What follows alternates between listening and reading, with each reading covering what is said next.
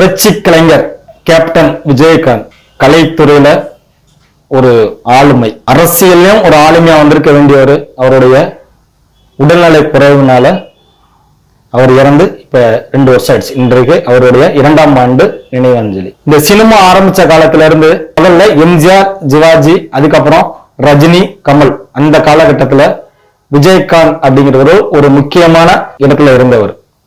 ஏன்னா இப்ப எம்ஜிஆர் அப்படின்னு நம்ம சொன்னோம்னாமே அவர் வந்து ஒரு ஆணழகன், ஒரு கொடைவள்ளல் அப்படிங்கிற மாதிரி நமக்கு நிறைய சொல்லுவோம். எம்ஜிஆர் பத்தி சொல்லணும்னா நிறைய சொல்லலாம். ஏன்னா நமக்கு விவரம் தெரியறதுக்கு முன்னாடியே அவர் இறந்துட்டார். அதனால அவரை பத்தி அவருடைய நம்ம புத்தகத்துலதான் படிச்சிருக்கோம். எப்பயுமே அவரு ராமவரம் தோட்டத்துல எப்பயுமே அடுப்பு எரிஞ்சுக்கிட்டே இருக்குமா, யாரு பார்க்க போனாலும் சாப்பாடு போடுவாரு அப்படிங்கிற மாதிரி சொல்லுவாங்க. தான் சார்ந்த சினிமா துறையில நிறைய பேருக்கு நிறைய உதவிகள் செஞ்சிருக்கிறார். எம்ஜிஆர் மாதிரி ஒரு நேரத்துல இருக்க மாட்டாரு.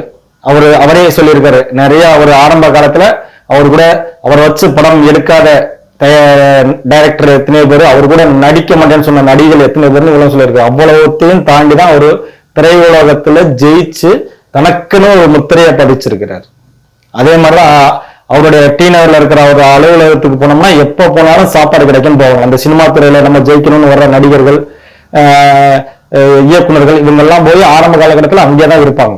அங்கதான் போய் சாப்பாடுக்கே போவாங்க. அந்த மாதிரிலாம் எந்த நேரமும் அவரு வர்றவங்களுக்கு இல்லைன்னு சொல்லாம சாப்பாடு போட்டிருக்க ஒரு கொடை வள்ளல் அவர். அந்த சினிமாவை தாண்டி அரசியல நுழைஞ்சு யதார்த்தமான மனிதர். இப்ப நம்ம எப்படி சொல்ற, ஐயா வைகோ அவர்கள் பேசினானா யதார்த்தமா பேசுவார், திருமாவளவன் பேசினானா யதார்த்தமா பேசுவார்.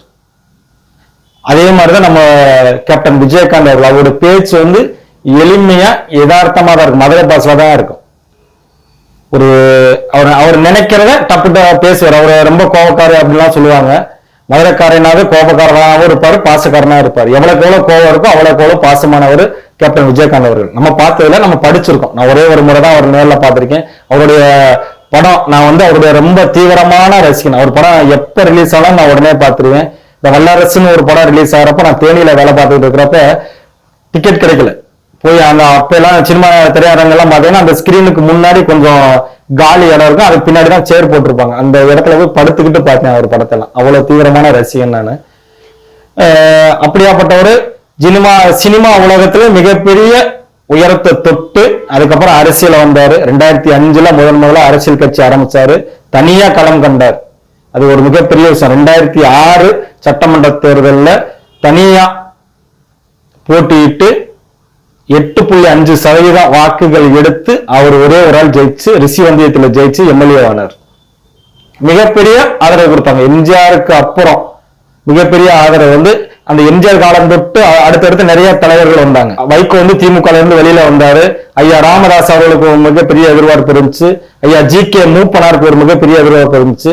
அவங்க எல்லாம் பிற்காலத்துல அந்த எதிர்பார்ப்பை முறையா பயன்படுத்திக்காம போயிட்டாங்க. அதே மாதிரிதான் விஜயகாந்த் அவர்களுக்கு அதே மாதிரிதான் கேப்டன் அவர்களுக்கு 2005 கட்சி ஆரம்பிச்சு 2006 தனிச்சு நின்று முதல் ஒரே ஒரு சட்டமன்ற உறுப்பினர் அவர் ஆகி 2011 அதிமுகவோட கூட்டணி வச்சு கிட்டத்தட்ட 23-24 சட்டமன்ற உறுப்பினர் எடுத்து திமுகவே பின்னுக்கு தள்ளி சட்டமன்ற எதிர்கட்சி தலைவரா அமர்ந்தார். உண்மையில அதெல்லாம் வந்து கட்சி ஆரம்பிச்ச 6 வருஷத்துல 2005 கட்சி ஆரம்பிக்கிறாரு. 2006 அவர் முதல் எம்எல்ஏ எடுக்கிறாரு. 2011 24 எம்எல்ஏ எடுத்து எதிர்கட்சி தலைவரா உட்கார்றாரு. உண்மையில இதெல்லாம் வந்து மிகப்பெரிய விஷயம். நான் அடுத்தடுத்து அவருடைய உடல்நிலை காரணமாக அவரால் அரசியல பெருசா ஜெயிக்க முடியல. இல்லைன்னா 2016 கண்டிப்பான முறையில் அவர் தான் முதலமைச்சர் ஆகியிருப்பாரு. இன்றைக்கு அவருடைய நினைவு நாள். அவருடைய நினைவு நாளில் அவருடைய புகழை போற்றி வணங்குவோம்.